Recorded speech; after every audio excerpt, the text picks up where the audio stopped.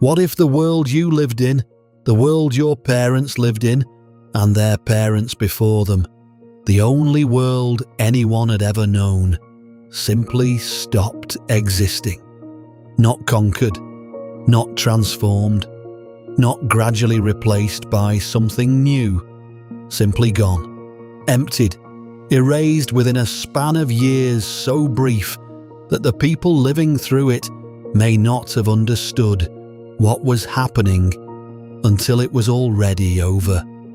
This is not a thought experiment. It happened, and the date, if you want to pin a single year to the unraveling of an entire age of human civilization, is approximately 1177 BC. Before we go further, if you find yourself drawn to the kind of history that hides in the spaces between official records, consider subscribing to the channel. And if you are listening to this in the dark right now, I would genuinely like to know where you are and what time it is for you.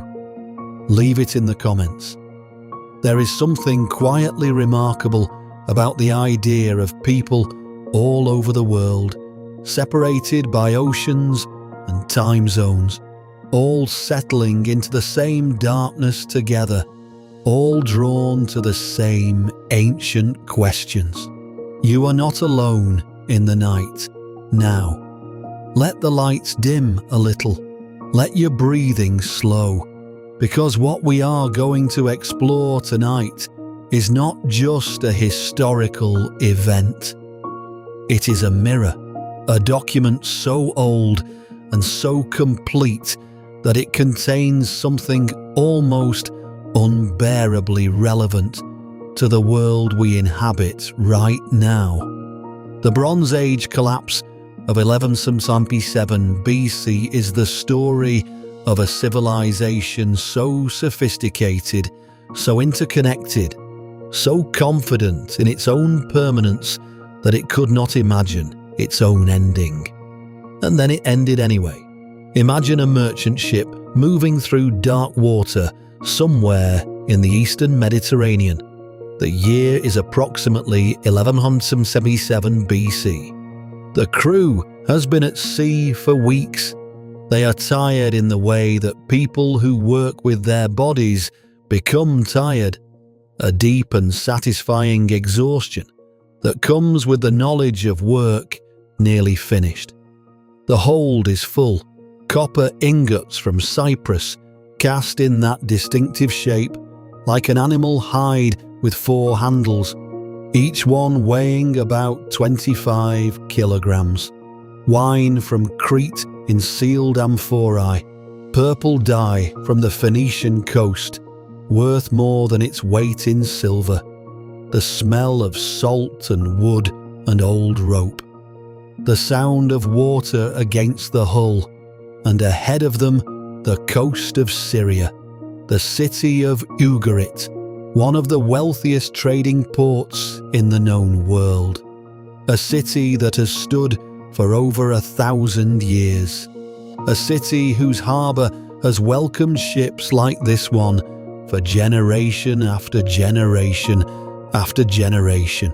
Except something is wrong. There is smoke on the horizon. Not the ordinary smoke of cooking fires, not the fragrant columns that rise from temple incense. This is different, darker, thicker. The kind of smoke that comes from buildings burning, from an entire city burning. As the ship draws closer, the crew can see the harbour. It is full of wreckage. The great stone breakwaters are still there, but between them, floating debris, shattered wood, cloth, things that were once cargo, things that were once people. They reach the shore, and what they find is this.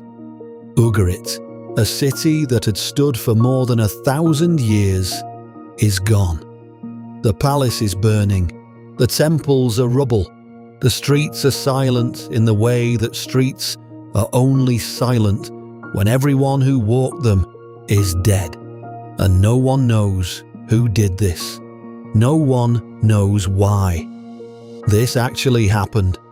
The destruction of Ugarit around 1185 BC is one of the most thoroughly documented catastrophes in ancient history, which makes it all the more haunting that we still cannot say with certainty who destroyed it or precisely why. We have the tablets, we have the archaeology, we have the burned layers in the earth, that thin, dark line that archaeologists call a destruction horizon, the physical record of a city reduced to ash. What we do not have is a clear answer. But Ugarit was not alone. That is the thing that stops you when you begin to understand the scale of what happened. Ugarit was not a single tragedy. It was one note in a chord of catastrophe that sounded across the entire eastern Mediterranean within a span of perhaps 50 years. The Hittite Empire, which had ruled Anatolia for centuries, which had fought Egypt to a standstill at the Battle of Kadesh and negotiated what may be the world's first formal peace treaty, which had a capital city of massive stone walls and archives containing thousands of clay tablets documenting everything from military campaigns to bread distribution, simply vanished. Not defeated in a final great battle, not gradually absorbed by a rising power, vanished so completely that the people who came after forgot it had ever existed. For 3,000 years, the Hittites were a myth, a name in the Bible that scholars assumed was invented or confused with some other people. It was not until the late 19th century that archaeologists began to uncover the ruins of Hattusa and realize that an entire empire, one of the great powers of the ancient world, had been buried so thoroughly by time and forgetting that its very existence had been erased from human memory. Think about what that means. Not just the fall of an empire, but the erasure of the memory that it ever existed. Mycenaean Greece, the world of the warrior kings, the world that would later become the mythological backdrop for the Iliad and the Odyssey, the world of Agamemnon and the heroes who supposedly fought at Troy, collapsed. The massive stone palaces at Mycenae, Tiryns and Pylos were burned and abandoned. The literate bureaucratic civilization that had kept meticulous records in Linear B, the earliest form of written Greek, recording everything from chariot wheels in storage to quantities of perfumed oil, disappeared so thoroughly that the Greeks of the classical period, 500 years later, had no memory of having once possessed writing. They invented a new alphabet from scratch. The knowledge was simply gone. Egypt survived, barely. The pharaohs held on, but the glorious new kingdom, the Egypt of Ramesses the Great, of the massive temples and the confident inscriptions declaring Egyptian supremacy over the known world, was shattered. It never recovered its former power. The empire contracted. The gold stopped flowing. The monuments became smaller. The tone of the inscriptions changed from triumphant to desperate. The Kassite dynasty in Babylon fell. The great trading cities along the Levantine coast were destroyed and never rebuilt. Cyprus, which had been the copper-producing engine of Bronze Age civilization, saw its cities burned and abandoned. The palace economies that had organized and sustained the entire interconnected world of the late Bronze Age simply ceased to function. Within a single human lifetime, Perhaps within a generation, the entire world that people had known was gone. And here is the question that has haunted scholars for over a century, the question that makes the Bronze Age collapse so uniquely disturbing among all the catastrophes in human history. How? How does everything collapse at once? How does a system that had been stable for centuries, that had survived wars and famines and plagues and natural disasters, simply stop existing? To understand the answer, or rather, to understand why there is no single answer, we need to understand what was there to collapse. Because the late Bronze Age was not some primitive world of isolated kingdoms scratching out subsistence.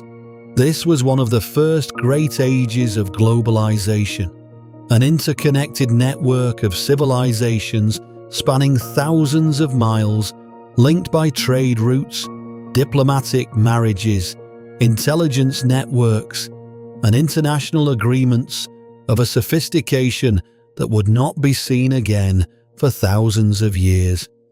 Let us begin with Egypt. The new kingdom at its peak was a civilization of extraordinary confidence. Ramesses I ruled for 66 years and left monuments so massive that they still dominate the landscape today. Egypt controlled territory from Nubia in the south all the way through the Levant to the north. Their grain stores could feed millions. Their gold mines in Nubia produced wealth that made them the financial center of the Bronze Age world. The correspondence that survives from this period has the unmistakable tone of a superpower that has never seriously doubted its own dominance. Egypt was not merely powerful. Egypt was permanent, or so it seemed.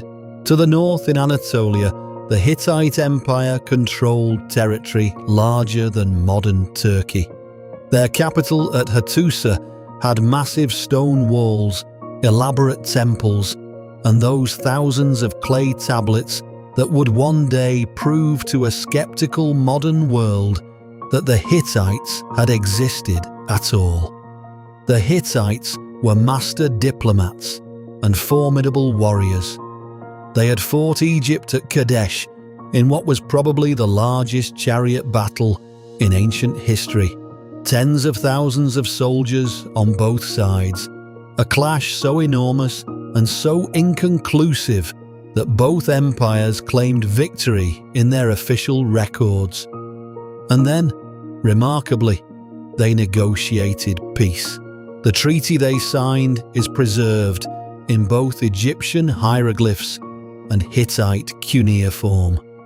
A copy hangs in the United Nations building in New York, the oldest peace treaty in recorded history, made between two powers that had just tried to destroy each other, now displayed as a symbol of international diplomacy. There is something quietly remarkable about that. Across the Aegean, Mycenaean Greece was flourishing. Not the classical Greece of philosophy and democracy that was still 8 centuries in the future.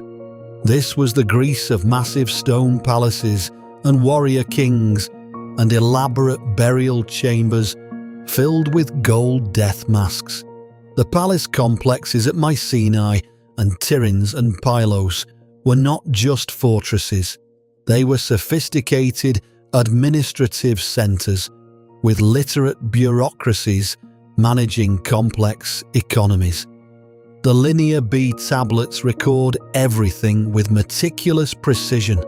How many chariot wheels are in storage? How much perfumed oil has been distributed to which temples? How many rowers are assigned to which ships?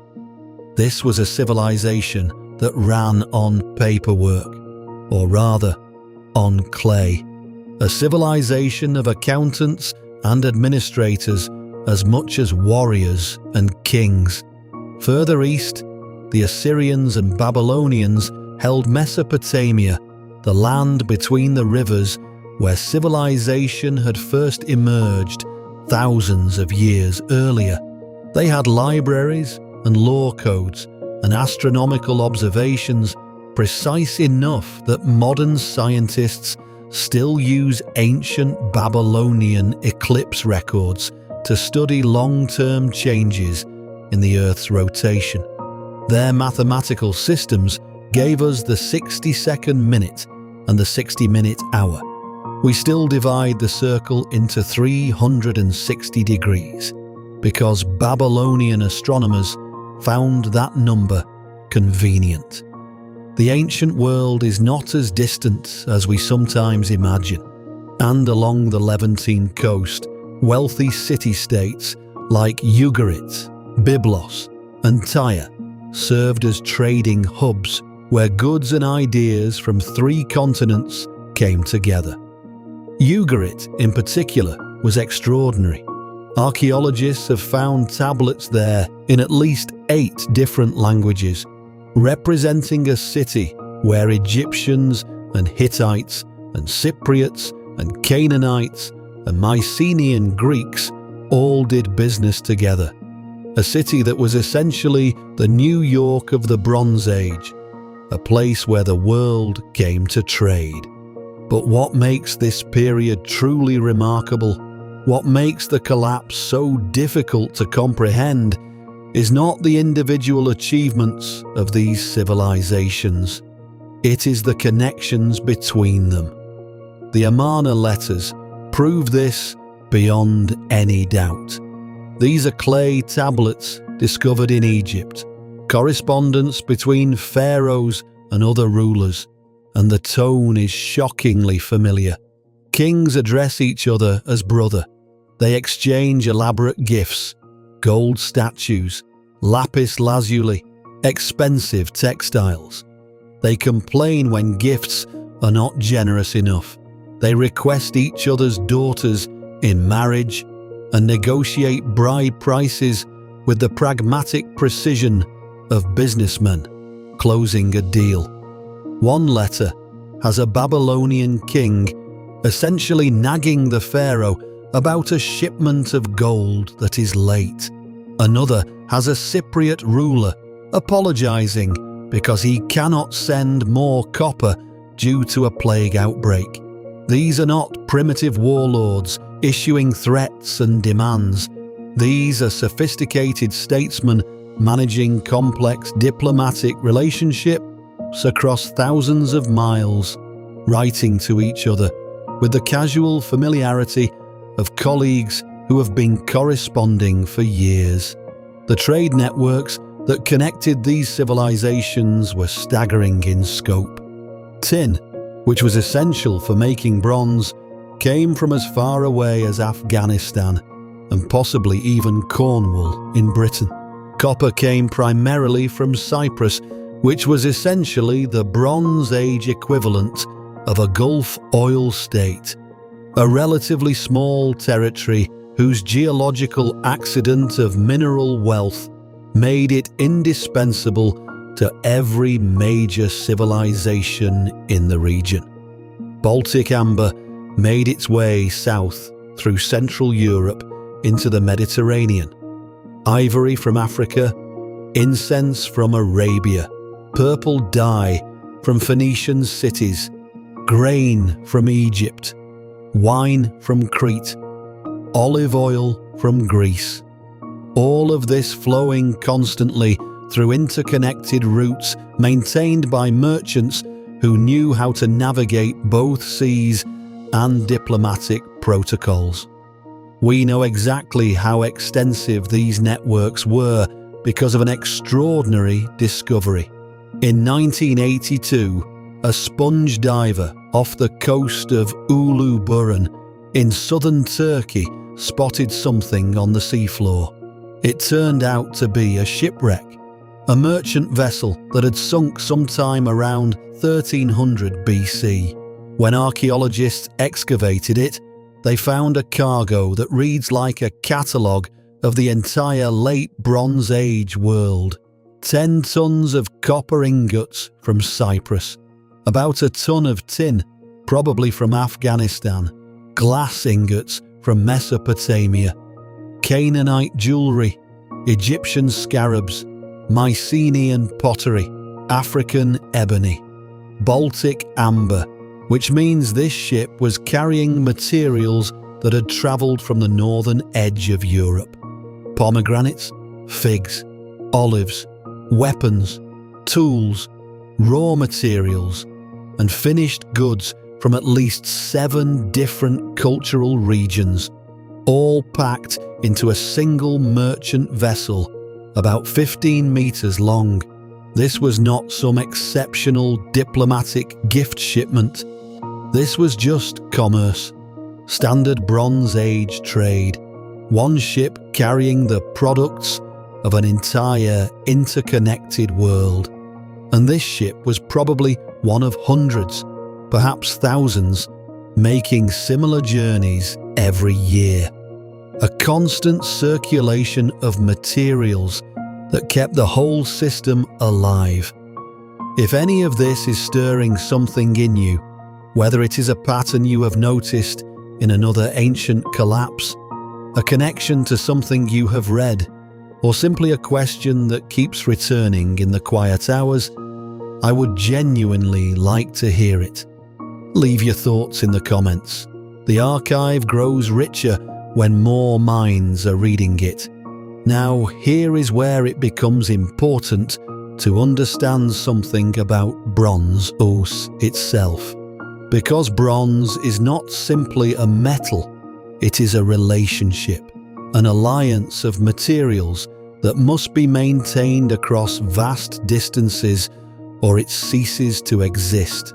Bronze is an alloy of copper and tin. Copper by itself is too soft for serious weapons or tools.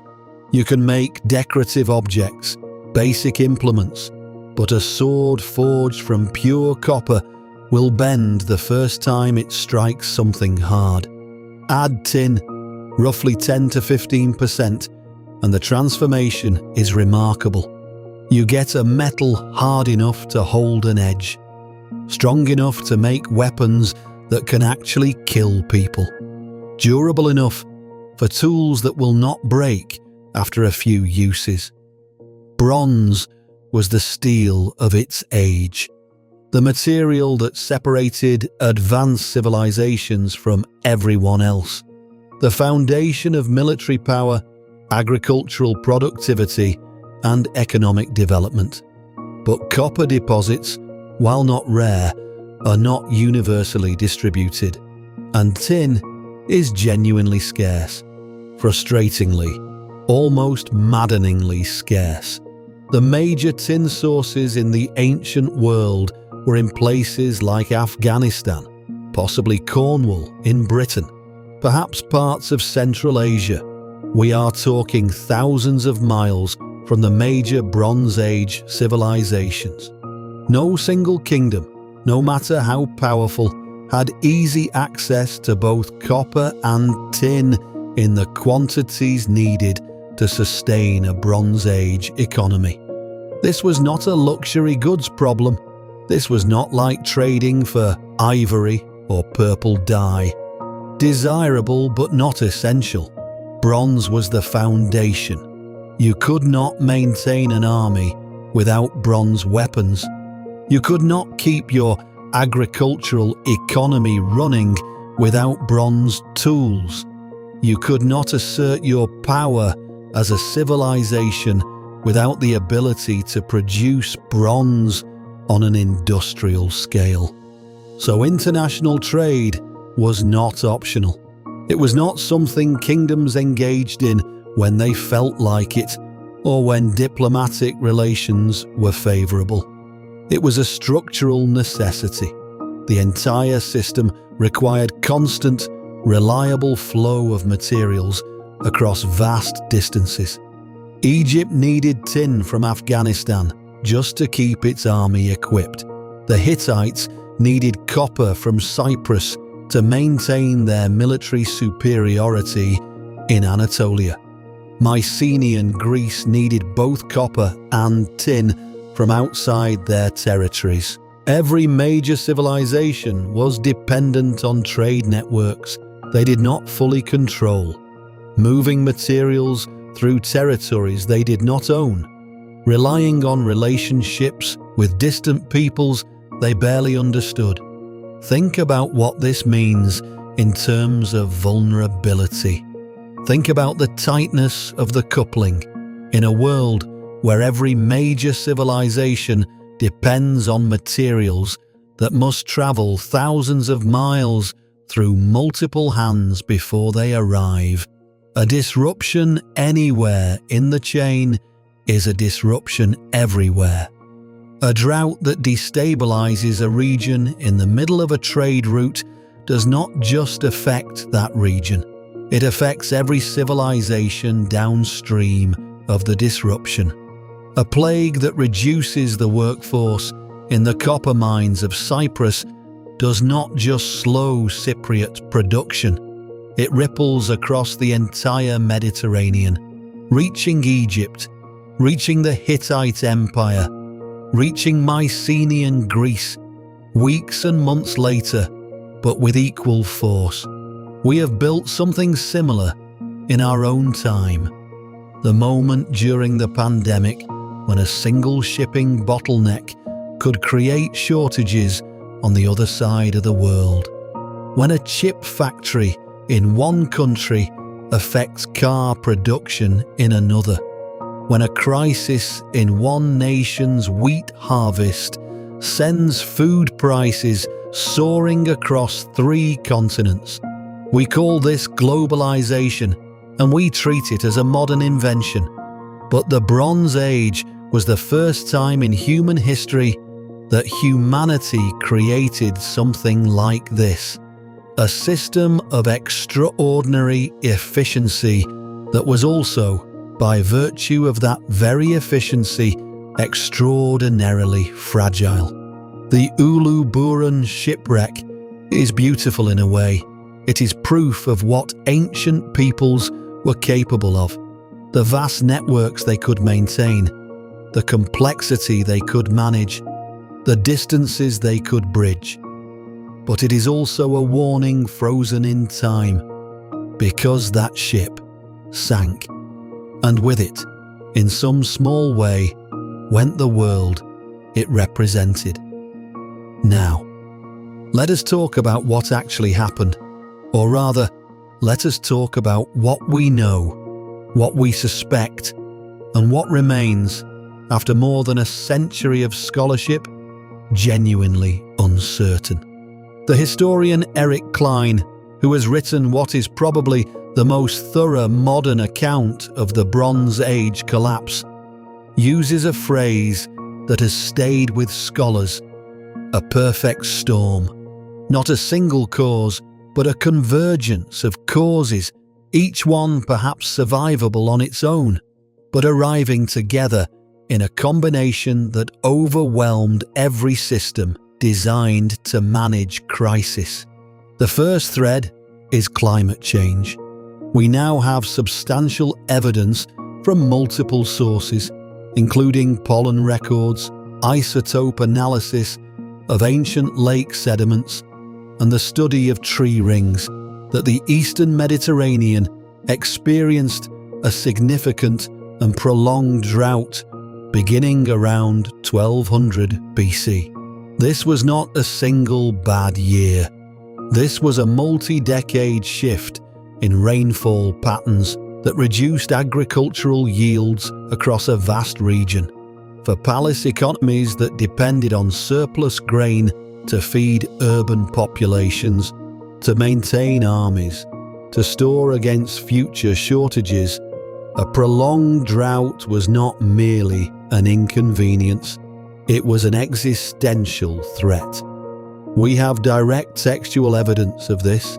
A letter found at Ugarit, written in the final years before the city's destruction, reads with a quiet desperation that crosses 3,000 years without any loss of urgency. The sender, the king of Ugarit, writes to the king of Alashia, which was probably Cyprus: "My father, Behold, the enemy's ships came here.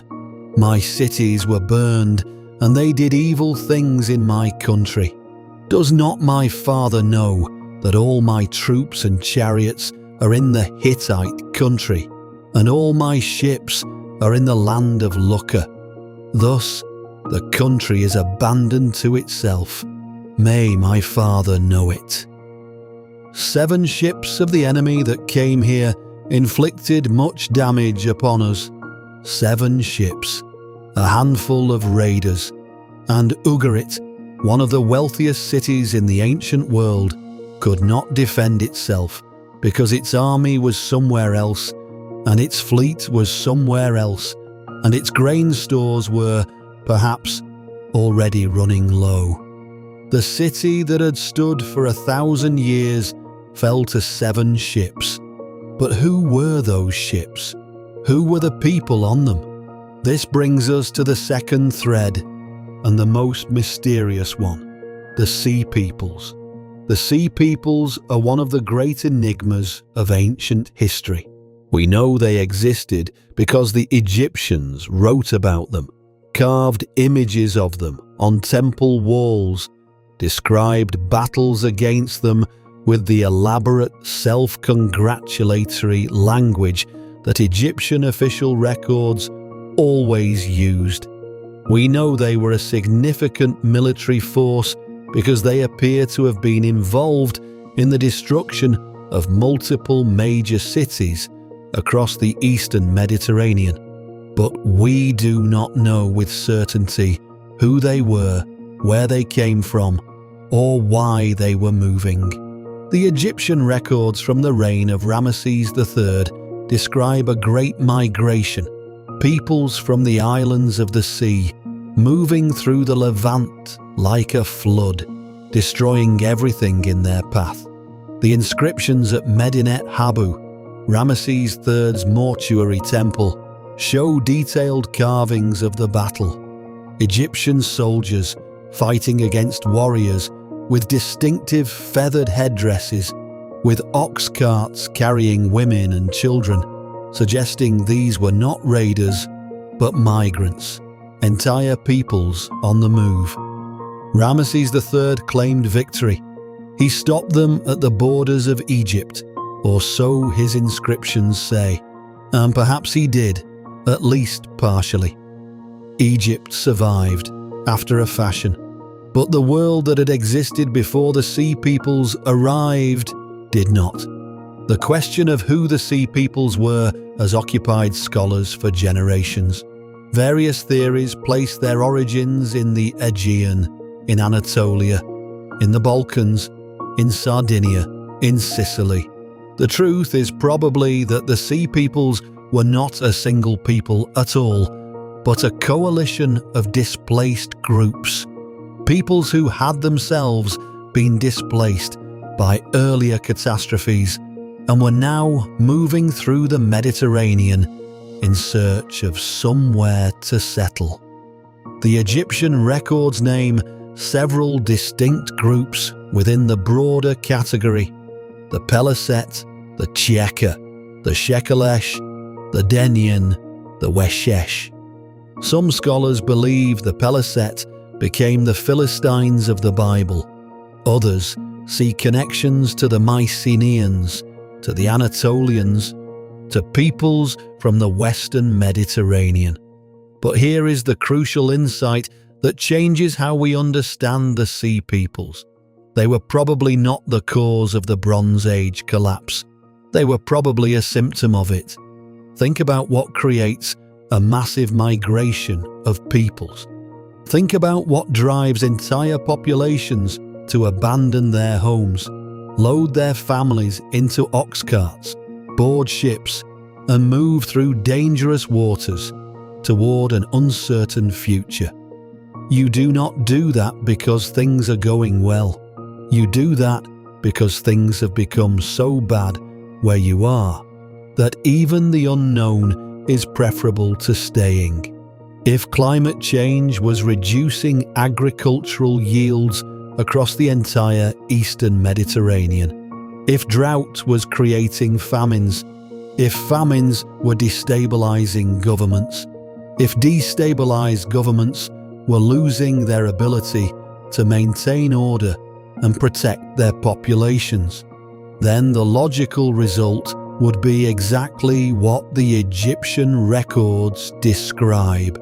Peoples on the move, desperate, hungry, willing to fight for territory because they had nothing left to lose. The Sea Peoples were not invaders in the conventional sense. They were refugees.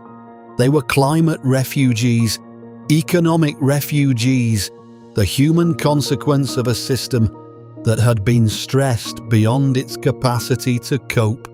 And when they arrived at the cities of the Levantine coast, those cities were already weakened by drought and famine and the disruption of trade networks. The Sea Peoples did not destroy a healthy civilization. They delivered a killing blow to a civilization already dying. But even this is not the complete picture, because alongside the climate evidence and the migration evidence, we have a third thread: earthquakes. The Eastern Mediterranean sits on a geologically active zone. The tectonic plates that underlie the region are in constant, slow motion, and the period around 1200 BC shows evidence of significant seismic activity at multiple sites. Mycenae, Tiryns, Ugarit, Megiddo, Hazor, and several other major Bronze Age cities all show destruction layers that archaeologists have attributed at least partly to earthquake damage. The archaeologist Amos Nur spent much of his career arguing that a sequence of major earthquakes moving along the fault lines of the Eastern Mediterranean over a period of perhaps 50 years was a significant contributor to the Bronze Age collapse. The evidence is not conclusive. It is genuinely difficult, even with modern techniques, to distinguish earthquake damage from deliberate destruction in the archaeological record. Burned buildings can result from either. Collapsed walls can result from either. But the pattern is suggestive. Multiple major cities showing destruction at roughly the same time across a geologically active zone, with evidence of both burning and structural collapse, is at minimum consistent with a sequence of major seismic events. Imagine what an earthquake does to a Bronze Age palace. These were not small buildings. The palace at Mycenae, the palace at Pylos, the palace at Knossos in Crete, these were massive multi-story stone structures, the largest buildings their civilizations had ever constructed, the centers of economic and administrative life, the places where the grain stores were kept, where the tablets were archived, where the scribes worked and the king held court. An earthquake that brought down a palace did not just kill the people inside it, it destroyed the administrative infrastructure of an entire civilization. It burned the records, it buried the grain, it killed the scribes who knew how to read and write. And in a civilization where literacy was not widespread, where writing was a specialized skill maintained by a small class of palace administrators, the loss of those scribes could mean the loss of writing itself. This is perhaps the most haunting detail in the entire story of the Bronze Age collapse. The Greeks forgot how to write. Linear B, the syllabic script used by Mycenaean palace administrators, disappeared completely when the palaces fell. The Greeks who came after had no memory of it, no tradition of literacy to build on. When writing returned to Greece centuries later, it was a completely different system. The alphabetic script borrowed from the Phoenicians, The knowledge was not preserved. It was not transmitted. It was simply lost. What else was lost? What other knowledge? What other techniques? What other accumulated wisdom disappeared in the burning of those palaces and the deaths of those scribes? We cannot know. That is precisely the problem. The things we have lost so completely that we do not know what to miss. Now let us add a fourth thread: internal rebellion. The palace economies of the late Bronze Age were, by modern standards, extraordinarily extractive. The palace controlled everything: agricultural production, craft production, trade, religious practice, military organization. Peasant farmers gave up a substantial portion of their harvest to the palace. Craftsmen worked under palace supervision, producing goods for palace distribution.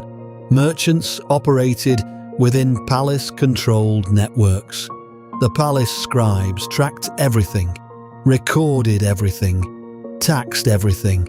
This system was efficient in the way that highly centralized systems can be efficient when they are working well. The palace could coordinate large-scale projects, maintain surplus stores against bad years, organize military campaigns, and manage complex trade relationships. But it was also rigid, and it was extractive in ways that must have created deep resentment among the populations it controlled. There is evidence in the archaeological record and in the surviving texts of social unrest in the decades before the collapse. Letters from palace administrators complaining about workers who have abandoned their posts. Records of food shortages reaching populations that had been promised security. Evidence of increasing militarization of palace complexes. Walls being reinforced. Weapons being stockpiled as if the rulers feared not just external enemies, but internal ones. When the system began to fail, when the droughts reduced harvests and the disruption of trade networks meant that the bronze tools and weapons that the palace economy depended on were no longer arriving reliably, the palace's ability to deliver on its promises collapsed. And with it, perhaps, the willingness of the people who had sustained the palace to continue doing so. Some scholars have suggested that the destruction of the Mycenaean palaces was not entirely the work of external enemies, that the burned buildings and abandoned sites may reflect, at least in part, internal revolt by populations that had been pushed beyond endurance by a system that was failing them. The people who had built those palaces, who had filled those grain stores with their labor, who had produced those linear B tablets recording their own obligations to the palace, may have been among those who burned them. We cannot know for certain. The archaeological record does not tell us who held the torch, but the pattern is there, in the evidence of destruction from within as well as from without, in the abandonment of sites that show no clear sign of enemy attack, in the silence that follows where administrative records had once been meticulous and continuous. And then there is a fifth thread, perhaps the subtlest, and in some ways the most profound: the collapse of confidence. Complex civilizations run on trust, not just the trust between individuals, but the systemic trust that allows people to engage in long-distance trade, to extend credit across thousands of miles, to send ships loaded with valuable cargo toward distant ports in the expectation that the ports will be there when they arrive, that the agreements made last year will still be honored this year. that the world will continue to function as it has functioned. This kind of trust is not just a feeling, it is a structural element of the system. Remove it, and the system cannot function. The Amarna letters, those extraordinary diplomatic correspondences between Bronze Age rulers, show us the system working. Kings addressing each other as brother, exchanging gifts, negotiating marriages, managing disputes through diplomatic channels. But they also show us, in some of the later letters, the system beginning to strain. Requests for grain that have an edge of desperation, complaints about raids and disruptions that sound less like diplomatic formalities and more like genuine alarm. A Cypriot king writing to the pharaoh that his cities are being burned, and he does not know by whom. When the first major cities fell, when word spread through the trade networks that Ugarit had been destroyed, that the Hittite capital had been burned, that the Mycenaean palaces were in flames, what happened to the merchants who were at sea? What happened to the ships loaded with cargo bound for ports that no longer existed? What happened to the trading relationships that had been built over generations, the networks of trust and obligation and mutual benefit that had sustained the entire system? They collapsed. Not all at once, perhaps. Not on a single day, but the knowledge that the world was becoming unsafe, that cities were burning, that raiders were moving through the sea lanes, that the great powers that had guaranteed the security of trade were themselves under threat, that knowledge would have been enough to make merchants hesitate, to make ship captains choose not to sail, to make rulers hoard their bronze rather than trade it, to make the entire system, already stressed by drought and famine and earthquake and migration, begin to seize up. And once the system began to seize up, it accelerated, because in a tightly coupled system, every failure creates conditions for further failure. Cities that could not get bronze could not equip their armies. Cities that could not equip their armies could not defend their trade routes. Cities that could not defend their trade routes could not get bronze. The spiral had no flaw. Consider the tablets found at Ugarit, buried in the ruins of the city. Never sent, never received. Some of them are routine administrative documents, inventories, ration lists, the ordinary bureaucratic paperwork of a functioning city. And some of them are letters, urgent communications that were written in the final days of the city's existence and never delivered, because there was no longer anyone to deliver them to. One of these letters, written by the king of Alashia to the king of Ugarit, has a quality of terrible irony. It warns of enemy ships, asks for help, requests that soldiers be sent. But the letter was found in Ugarit, which means it arrived after the city had already been destroyed, or perhaps arrived just as the destruction was beginning and was buried in the rubble along with everything else. The warning came too late, or perhaps the warning came at exactly the right time, and there was simply nothing anyone could do. There is a detail in the archaeological record at Ugarit that has stayed with scholars who study this period. In the final destruction layer, in the remains of what was once the palace complex, archaeologists found a kiln, and in that kiln they found clay tablets that had been placed there to be fired, to be hardened and preserved. The tablets were administrative documents, the ordinary records of a functioning city, and they had been placed in the kiln to be fired, which means someone was doing their job. Someone was following the normal procedures of palace administration, preserving the records, maintaining the archive, doing what scribes did. Right up until the end, the tablets were fired, they were preserved. We can read them today, but the city around them was already burning. There is something in that image that resists easy interpretation. Was it denial? Was it duty? Was it simply the human tendency to continue doing what we know how to do, even when the world around us is ending? Perhaps all three.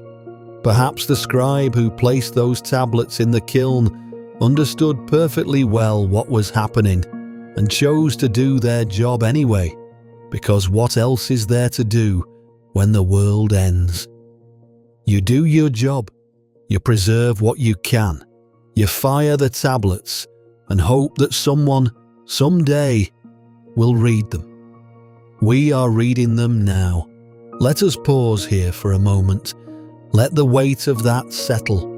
3,200 years ago, a scribe in a burning city placed clay tablets in a kiln, and we can read those tablets today. The words survived, the city did not. The records outlasted the civilization that created them. The clay remembered what the world forgot. This is one of the things that the Bronze Age collapse teaches us about the nature of knowledge and memory and the strange persistence of the past. The things we think are permanent, the cities and the empires and the systems of power, those are fragile. The things we think are ephemeral, the scratched marks on a piece of clay, the words a scribe wrote while their city burned.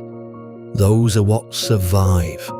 But what survived tells us only part of the story, because the collapse of the Bronze Age was not just a political and economic event.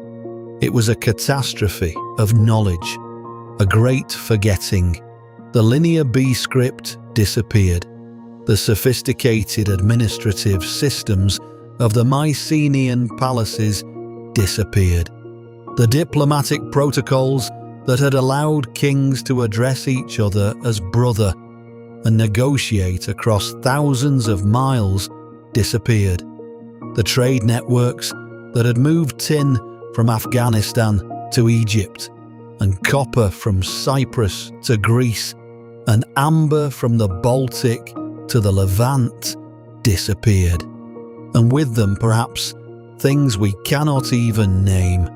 Techniques for making particular kinds of bronze, methods for navigating particular sea routes, knowledge of particular agricultural practices suited to particular soils, the accumulated wisdom of generations of scribes and administrators and merchants and sailors, stored not in durable clay, but in human memory, in the living transmission of knowledge, from teacher to student, from parent to child, from master craftsman to apprentice. When the people who carried that knowledge died, when the cities that had housed them burned, the knowledge died with them. The Greek Dark Age. Ages that followed the Bronze Age collapse lasted roughly 400 years. 4 centuries during which the population of Greece declined dramatically, during which the large cities and palace complexes were abandoned, during which writing disappeared, during which the sophisticated long-distance trade networks of the Bronze Age contracted to almost nothing. 400 years of what looks, from the archaeological record, like a kind of civilizational amnesia. The Greeks who emerged from the Dark Ages into the Archaic period were building something new. They did not know they were also, in some ways, rebuilding something old. When Homer composed the Iliad and the Odyssey, sometime in the 8th century BC, he was drawing on oral traditions that stretch back to the Bronze Age world. The heroes he described, Agamemnon and Achilles and Odysseus, were figures from a world that had been gone for 4 centuries. The massive stone walls of Mycenae that Homer calls well-built were the ruins of a civilization that no one in Homer's time fully understood. The gold and the bronze and the elaborate palace protocols that Homer describes were memories of a world that had collapsed before anyone then living was born. Homer's audience may not have known that the world he described was real. They may have heard the stories of the great heroes and the Golden Age as mythology, as the kind of stories that people tell about a time before their own time, when everything was greater and more beautiful and more terrible than it is now.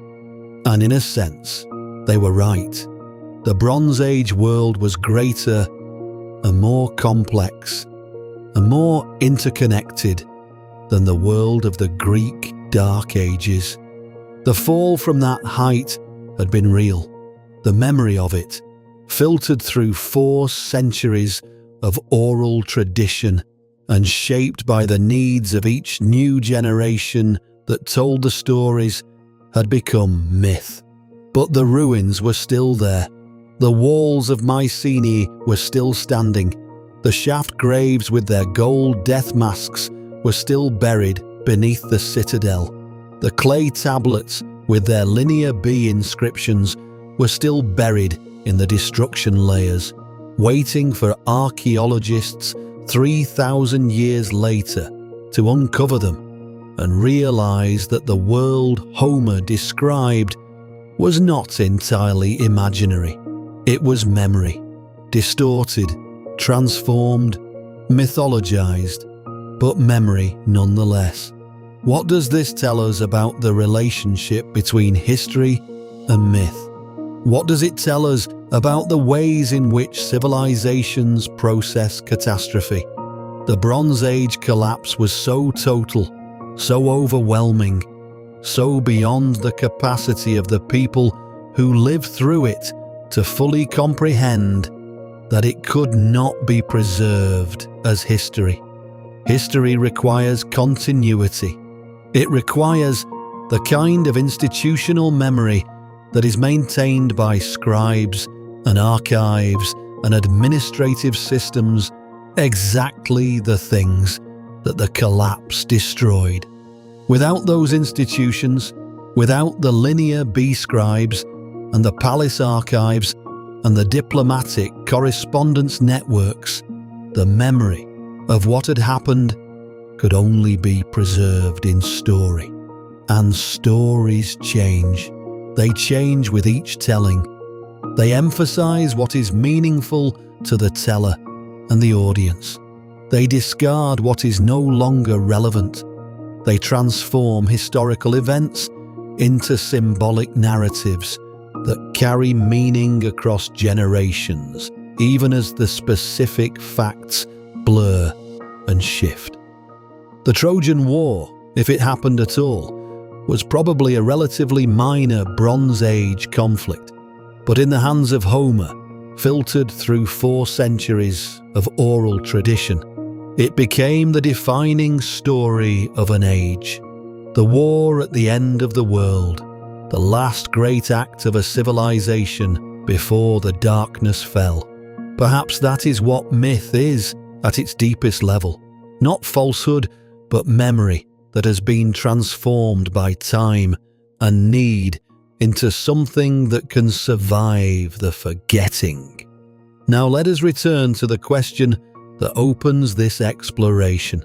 Because we have spent a long time in the Bronze Age, moving through its trade networks and its palace economies and its diplomatic correspondence, and its catastrophic end.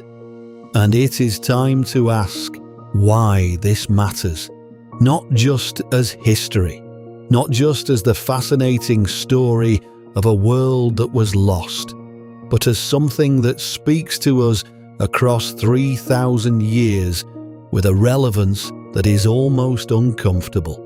The Bronze Age collapse happened because a highly interconnected, highly efficient, highly specialized civilization became too fragile to survive the convergence of multiple stresses. Climate change reduced agricultural yields. Migration displaced populations. Earthquakes destroyed infrastructure.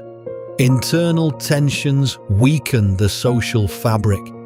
The disruption of trade networks cut off essential materials, and the loss of confidence in the system accelerated every other failure. None of these causes was individually sufficient to bring down the entire Bronze Age world. The Hittite Empire had survived droughts before. Mycenaean Greece had survived earthquakes before. Egypt had survived invasions before. The trade networks had survived disruptions before, but they had never faced all of these stresses simultaneously. They had never faced a convergence so complete, a perfect storm so perfectly timed that every coping mechanism failed at once. The word that keeps coming back in the scholarly literature on the Bronze Age collapse is resilience, or rather, the lack of it. The late Bronze Age civilizations had optimized for efficiency. They had built a system that worked extraordinarily well under normal conditions, that could move tin from Afghanistan to Egypt, and copper from Cyprus to Greece, and grain from Egypt to the Levant with a reliability and efficiency that would not be matched again for thousands of years. But in optimizing for efficiency, they had sacrificed resilience. They had created a system with no slack, no redundancy, no capacity to absorb shocks without cascading failures. This is not a Bronze Age problem. This is a human problem. We consistently underestimate the value of resilience because resilience is invisible when it is not needed.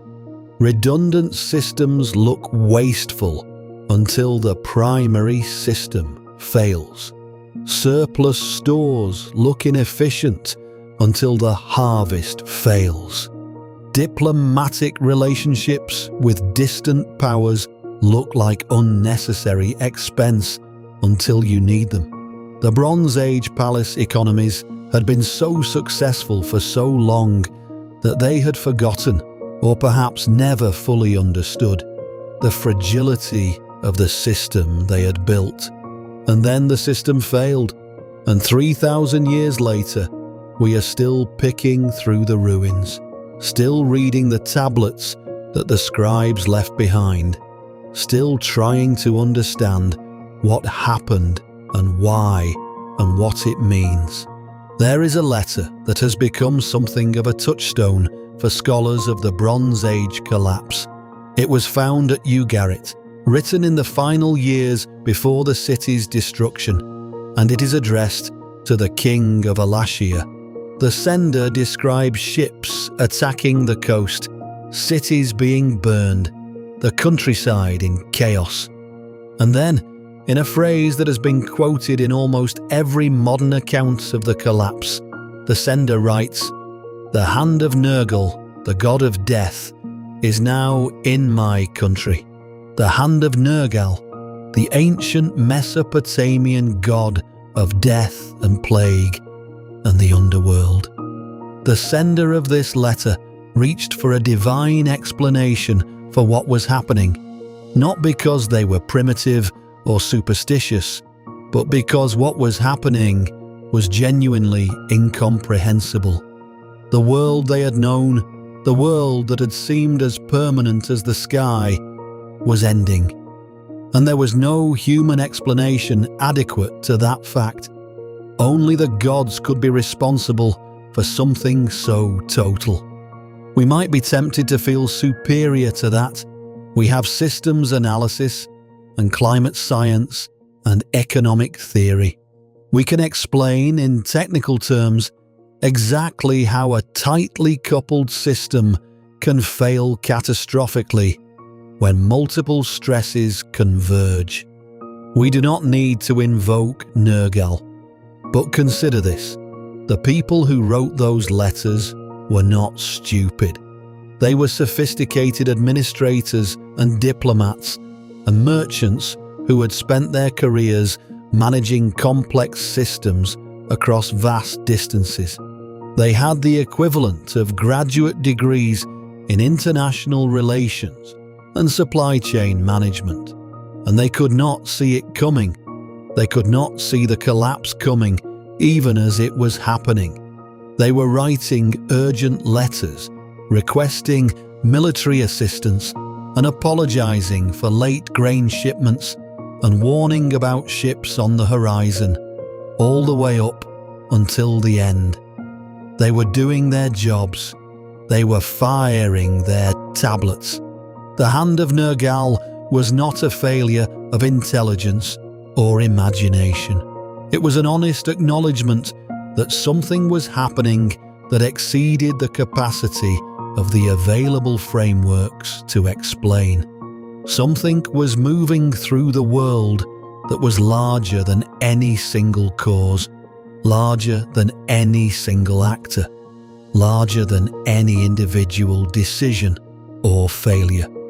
The system itself was dying, and when a system dies, when the entire framework within which you have understood the world ceases to function, the only adequate response is awe, or terror, or both. There is a particular kind of silence that settles over an archaeological site after the excavation tents have been packed away and the researchers have gone home. The silence of a place where people once lived and worked and argued and loved and died, now empty. The silence of the destruction layers, those thin, dark lines in the earth that mark the end of one world and the beginning of another. The silence of the clay tablets in their museum cases, still carrying the words of people who died 3,000 years ago, still waiting to be read. Ugarit is a tell now, a mound of accumulated human occupation rising above the Syrian plain. You can stand on it and look out toward the Mediterranean, toward the harbour where the ships once came and went, and imagine the city that was there, the warehouses full of copper and tin and purple dye, the scribes in their offices with their clay and their styluses, the merchants from a dozen different cultures doing business in a dozen different languages, the king in his palace reading diplomatic correspondence from Egypt and the Hittites and Cyprus, managing the complex web of relationships that kept the city alive. And then the smoke on the horizon. Hattusa, the Hittite capital, is in central Turkey now, near the modern town of Bogaskoy. You can walk through the ruins of the massive stone walls, through the great gate with its carved sphinxes, through the remains of the temples and the archive buildings where thousands of clay tablets were stored. The city was burned sometime around 1180 BC. We do not know who burned it. We do not know if the Hittite king was still there when it happened, or if the royal family had already fled. We know only that the city was burned and that the empire it had served as capital for centuries ceased to exist. Mycenae is in the northeastern Peloponnese, in Greece. The massive stone walls are still standing, the walls that Homer called well-built, the walls that later Greeks assumed must have been built by giants because no human beings could have moved stones so large. The Lion Gate, with its carved relief of two lions flanking a column, still stands at the entrance to the citadel. Inside, the shaft graves where Heinrich Schliemann found the gold death masks in 1876, the graves that made him telegram the King of Greece to announce that he had gazed upon the face of Agamemnon. He had not. The masks predated Agamemnon by centuries, but the impulse was right. He had found the physical evidence of a world that had been assumed to be mythological. These places are still here. The ruins are still here. The tablets are still here. The destruction layers are still here. Those thin, dark lines in the earth that mark the moment when everything changed. The past does not disappear. It goes underground. It waits. It is patient in ways that civilizations never are. And perhaps that is one of the things the Bronze Age collapse teaches us about time.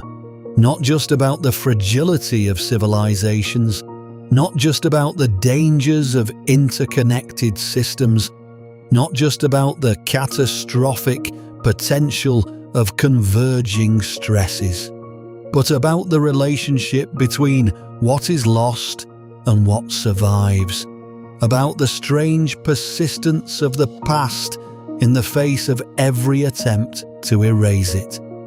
The Hittites were forgotten for 3,000 years, and then they were found.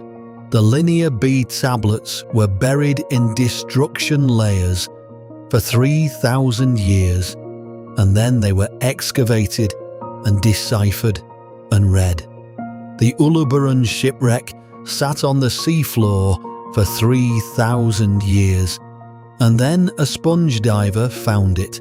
An archaeologist spent years carefully excavating it, and now we know what a single Bronze Age merchant ship was carrying and where every piece of cargo came from.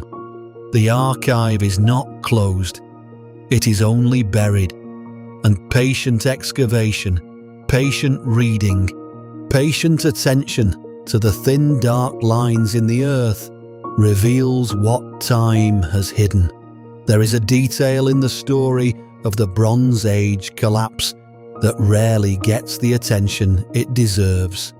Amid the catastrophe, amid the burning cities and the disrupted trade networks and the migrations and the earthquakes and the droughts, some things survived.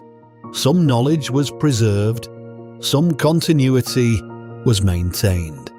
The Phoenician cities of Byblos and Tyre and Sidon survived the collapse, diminished but intact.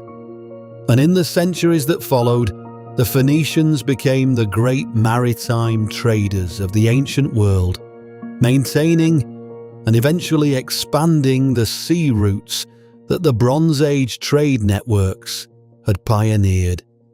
They were not starting from nothing. They were building on what had survived. The knowledge of bronze working survived.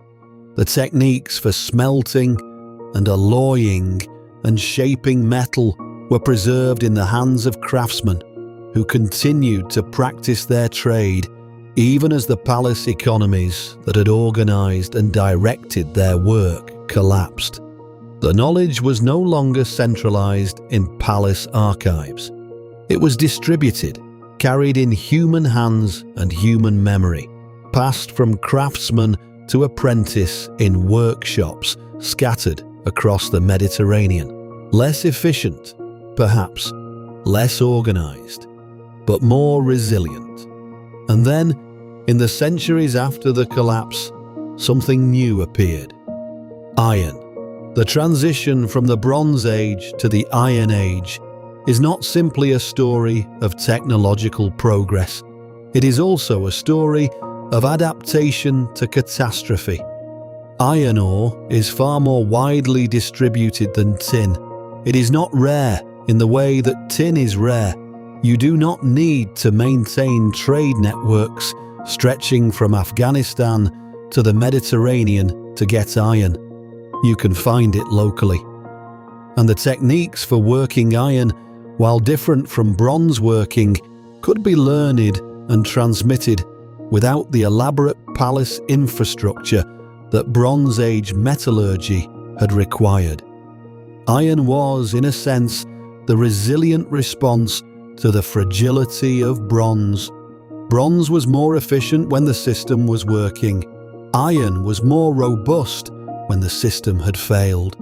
The Iron Age that emerged from the ruins of the Bronze Age was not as sophisticated, not as interconnected, not as administratively complex as the world it replaced, but it was more distributed, more local, more capable of surviving the kinds of systemic shocks that had destroyed the Bronze Age world.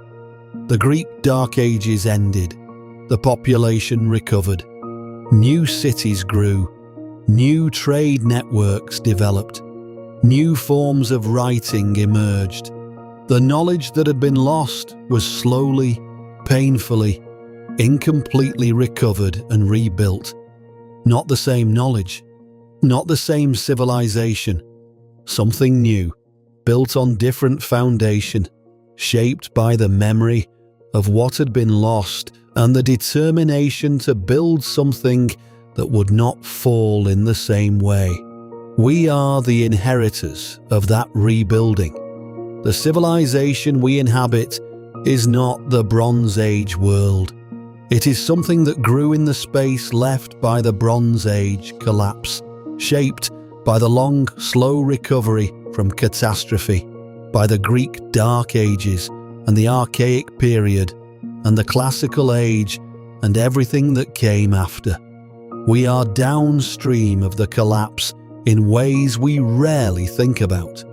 The democracy that Athens developed in the 5th century BC, the philosophy of Socrates and Plato and Aristotle, the literature of Homer and Sophocles and Thucydides, the mathematics of Euclid, the science of Archimedes, all of this emerged from a civilization that had rebuilt itself from the ruins of the Bronze Age world. A civilization that had forgotten and then remembered and then created something new from the fragments of what it could recover. What would the Bronze Age world have become if it had not collapsed? It is impossible to know. Perhaps the interconnected palace economies would have continued to develop, becoming something even more complex and efficient and fragile. Perhaps the diplomatic networks would have expanded, creating something like a genuine international order. Perhaps the knowledge preserved in the Linear B archives and the cuneiform tablets would have accumulated into something we cannot imagine. Perhaps writing would never have been lost. Perhaps the Greek Dark Ages would never have happened. Perhaps the classical period would have been something entirely different, or would never have happened at all. We cannot know. The collapse happened. The world that might have been did not come to be, and the world that did come to be, our world, emerged from the ruins. But the ruins speak. They speak in the tablets that the scribes left behind, in the destruction layers that mark the end of cities, in the shipwrecks on the sea floor, in the ruins of palaces that later peoples assumed must have been built by giants. They speak of a world that was real and complex and confident in its own permanence, and then suddenly, catastrophically, gone. And they speak of something else too, of the persistence of the human impulse to record, to preserve, to communicate across time. The scribe who placed those tablets in the kiln as the city burned was not just doing their job. They were, in some sense, speaking to us, trusting that someone, someday, would read what they had written, trusting that the clay would outlast the catastrophe, trusting that the archive would survive. It did. We are here. We are reading. There is something worth sitting with in that. If this is the kind of history that keeps you awake, that pulls at you, that you find yourself returning to in the quiet hours, consider sharing it with someone who might feel the same pull. When you pass along a story like this one, you are doing something the Bronze Age scribes would have recognized. You are preserving something worth preserving. You are connecting another mind to a question that deserves more than one reader. The archive grows when more people know it exists. There is a question that emerges from all of this, a question that the Bronze Age collapse poses with a quiet but insistent force. Not the historical question of what caused the collapse, though that question is fascinating and important, but a deeper question, a philosophical question about the nature of civilization and knowledge and time. What do we owe to the future? The Bronze Age scribes, firing their tablets in the kiln as the city burned, were preserving something for people they would never meet, in a time they could not imagine, speaking a language they did not know. They were making a gift to the future without any expectation of acknowledgement or reward. They were doing it because the knowledge mattered, because the records were worth preserving, because even in the midst of catastrophe, the impulse to maintain the archive, to keep the record, to preserve what could be preserved, was stronger than the knowledge that the city was ending. We are the beneficiaries of that impulse. Every tablet we read, every shipwreck we excavate, every destruction layer we analyze is a gift from people who died 3,000 years ago. People who could not have imagined us, who did not know we would exist, who preserved their knowledge not for us specifically, but for whoever came after, for whoever would be patient enough to look. And we in turn are making gifts to people we will never meet. The records we create, the knowledge we preserve, the systems we build, and the stories we tell, all of this is being deposited in an archive that will outlast us. Some of it will survive, some of it will be lost. Some of it will be buried in destruction layers and discovered by archaeologists in 3,000 years, and they will read it and wonder about us the way we wonder about the Bronze Age scribes. What will they find? What will survive? What will they be able to read about us? And what will they be able to infer from the thin, dark lines in the earth? These are not comfortable questions. They are not meant to be. The Bronze Age collapse is not a comfortable story. It is a story about the fragility of everything we build, about the way that efficiency and complexity and interconnection create vulnerabilities that are invisible until they are catastrophic, about the way that the very things that make a civilization great can also make it brittle.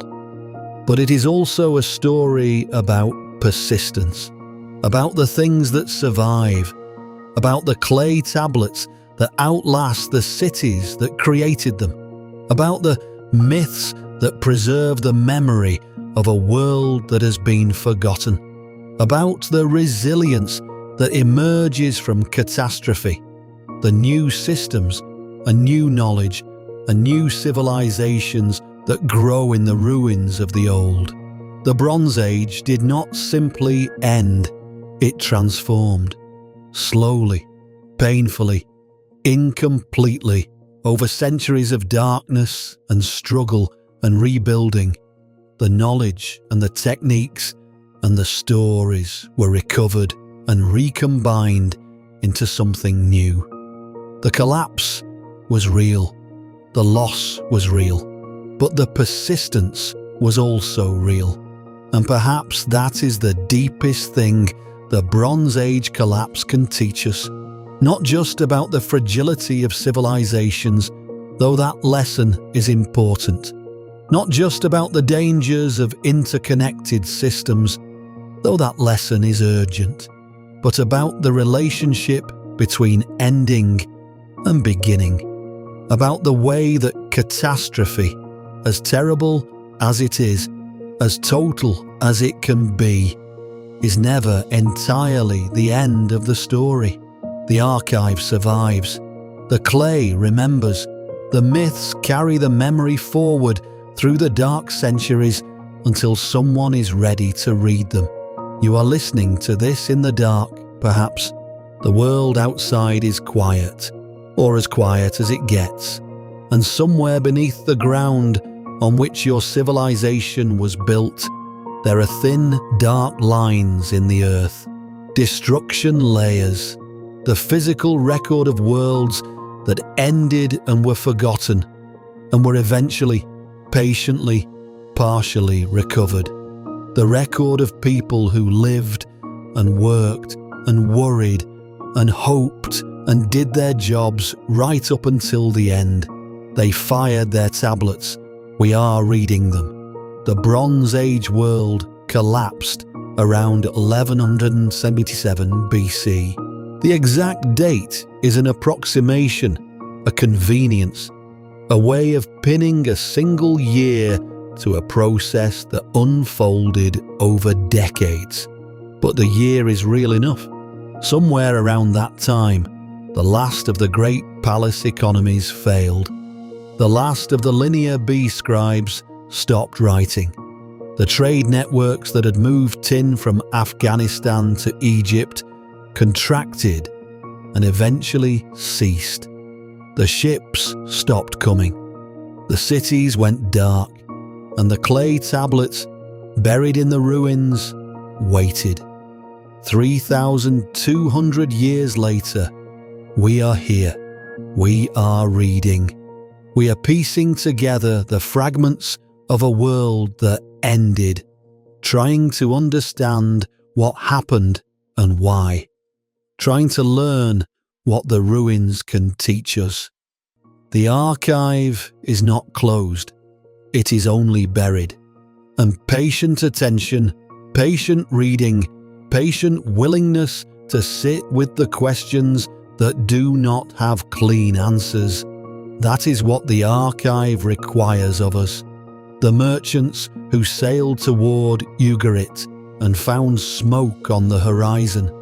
The scribes who fired their tablets as the city burned. The Hittite king whose empire vanished so completely that it was forgotten for 3,000 years. The Mycenaean administrators who recorded their chariot wheels and their perfumed oil and their ration lists right up until the palaces fell. All of them are here, in the tablets and the ruins and the destruction layers. All of them are speaking in the only way the dead can speak, through what they left behind. We are listening. In the dark, in the quiet, in the long hours of the night when the world is still and the mind is open to the weight of time, we are listening. And maybe that is enough. Maybe that is what the archive asks of us.